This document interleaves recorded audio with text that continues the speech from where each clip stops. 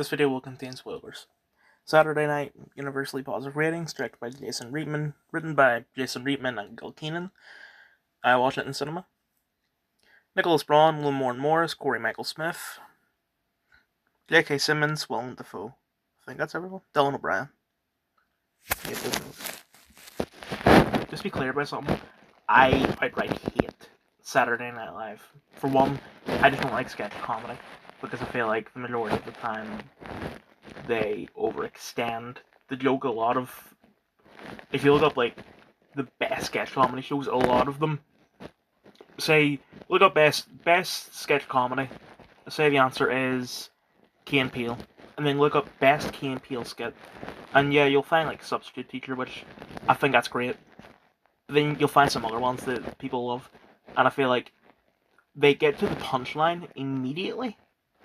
Like, say it's a 3-minute sketch, they get to the punchline within the first 30 seconds, but they still extend it for another 3 minutes, just either repeating the joke or not really having a joke. They could add to the joke, and some of them do add to the joke, but for the most part, they don't.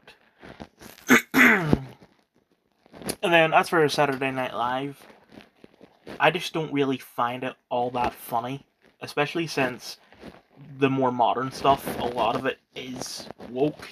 They do a lot of non-political stuff, but it's just, I don't know it. I haven't seen it.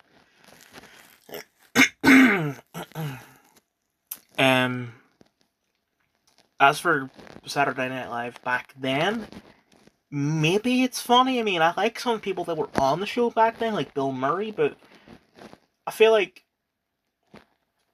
a lot of the famous people from SNL, like Jimmy Fallon, I don't know him from SNL. I know him from his own show where he's just a prick. Tina Fey and Amy Poehler are basically the same person. One created and starred in a shit show, then created another shit show, then created another shit show, then wrote a shit film and starred in it.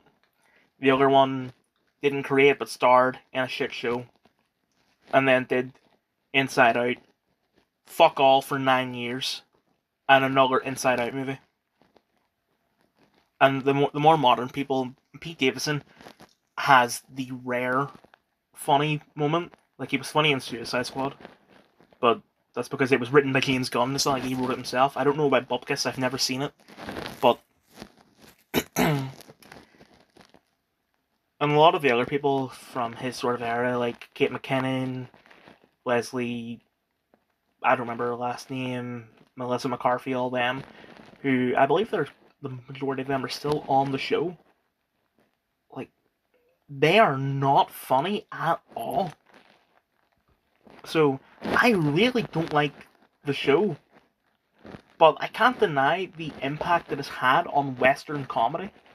So, I appreciate the show even though I don't like it. But I still wanted to watch the film because it seemed interesting, and it seemed kind of like Birdman, but based on a true story. And I was right about that. It is kind of like Birdman. It's fast paced. It's intense. You have people coming and going all the time. Like, really, the only difference is the fact that Birdman is filmed to look like it's one shot, whereas Saturday Night isn't. Oh, I don't know why they didn't credit him, but Finn Wolfhard is also in this film. Oh, there he is. I just didn't notice him.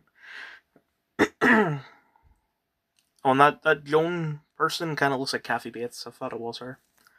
I didn't recognize that it was Josh Brenner for that as well. Didn't recognize that Dylan O'Brien was playing Dan Aykroyd. And this Nicholas Podancy guy, I don't know who he is, but he looks and sounds exactly like Billy Crystal. Even dresses like him. Excuse me. So, I don't know, like, how accurate this is to real life. But goddamn, the stuff that I do know that is accurate and all that, it is very accurate, so it's very impressive.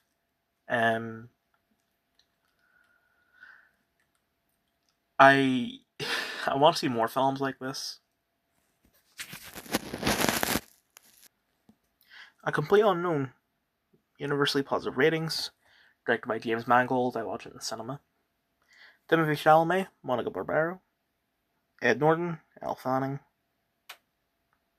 I didn't recognise that it was Boyd Holbrook playing Johnny Cash. Scoot McNairy.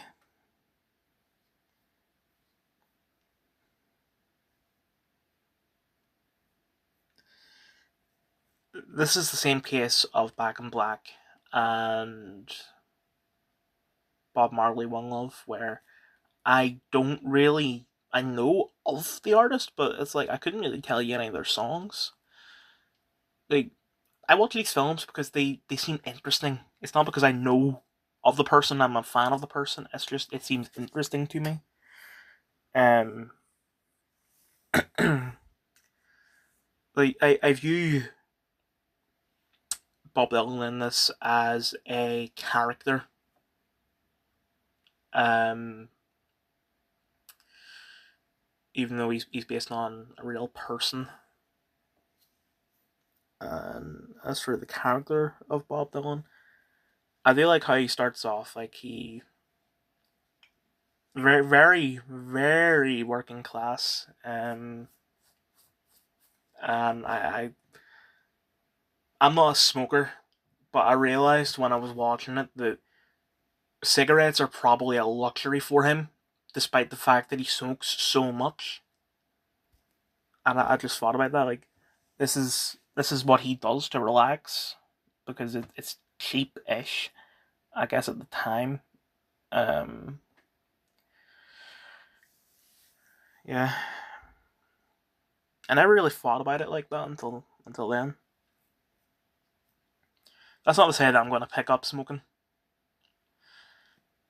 Uh, and I just liked how he stayed true to himself and all that. And then it cut to 1965, and he became a prick. And yeah, he's staying true to himself, but it's just you don't need to be so fucking rude about it.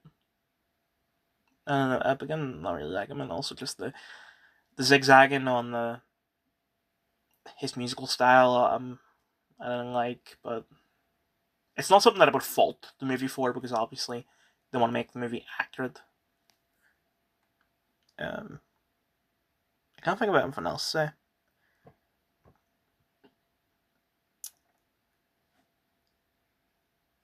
Fuck it, I'm just gonna have to leave it there. I'm sorry.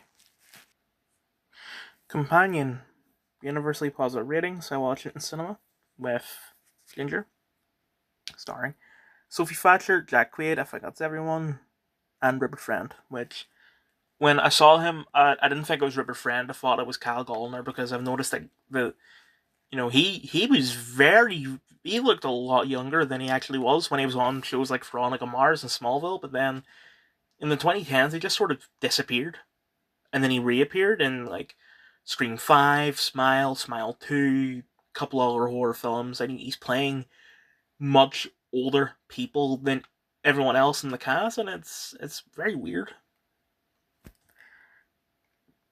But then I thought maybe that's not Kyle Gallner, maybe it's Rupert Friend, and yeah, it is.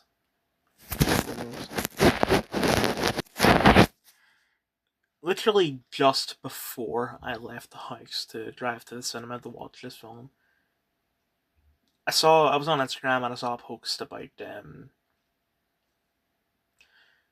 was like ask your man about his opinion on these films, and it gave films like this, Gone Girl, Anora, things like that, and it said that his opinion it'll tell you if the man is a red flag or not. And I thought, well, I kind of imagined this was going to be quite a feminist film, but the problem with them doing that is that Iris is not a fucking woman. Iris is a robot. And we're not in an age right now of mainstream push for robot rights, AI rights, things like that. Yeah, we've had AI robots on like Good Morning Britain pushing for AI rights, but it didn't get a lot of attention, if any. So it's not mainstream yet. So until then, Iris, you can't really look at Iris as a woman. Iris is not a woman. Iris is a thing that was built for a purpose for someone to use in whatever way they want. Iris has her opinions, but they should be rejected. Do not concern yourself with them. Don't give a fuck about them. Ignore them. So, if you're going to if the whole point of this was to be a feminist film rather than just be an entertaining film, you've gone about it in the wrong way. But for the entertaining aspect of it, it was really fucking good. I thought they sort of established the rules of what Iris can and can't do well, and with all the jailbreak stuff. Yeah, there were some things like she had set her intelligence to 100, but there was something stupid she did. I can't remember what it is though.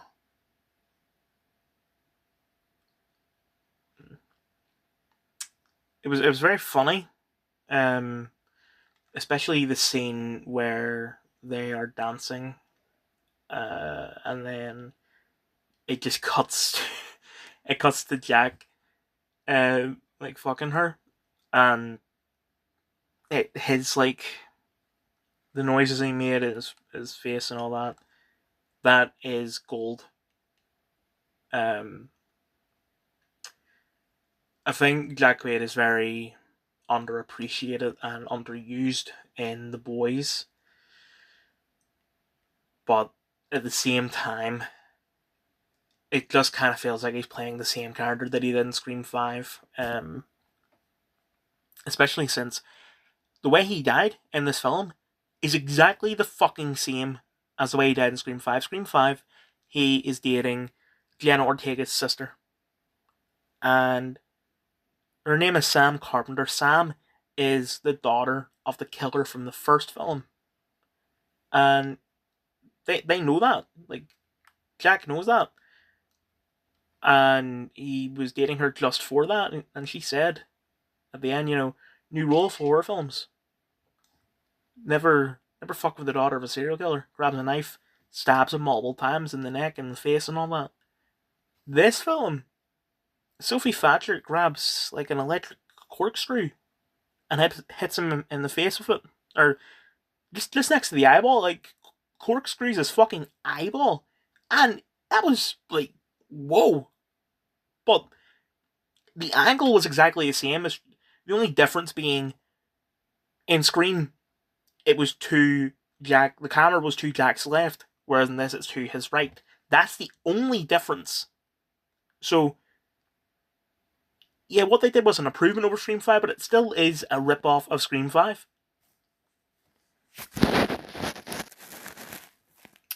I feel like there's something else I was supposed to review.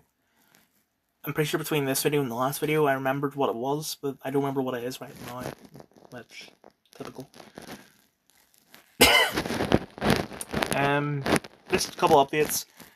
I'm still currently in the middle of going through Yakuza Dead Souls. I'm close to the end, but it still is going to take a while, so no game reviews for quite a bit. As for films, there are quite a few coming soon. I'll be watching a film tomorrow. I might be watching another one on Saturday, and on top of that, there's at least another 2 films, free films. So that's a total of 5? All coming pretty soon. As for shows, 2 show reviews coming soon. But just a quick update on something I said a video or a couple videos ago.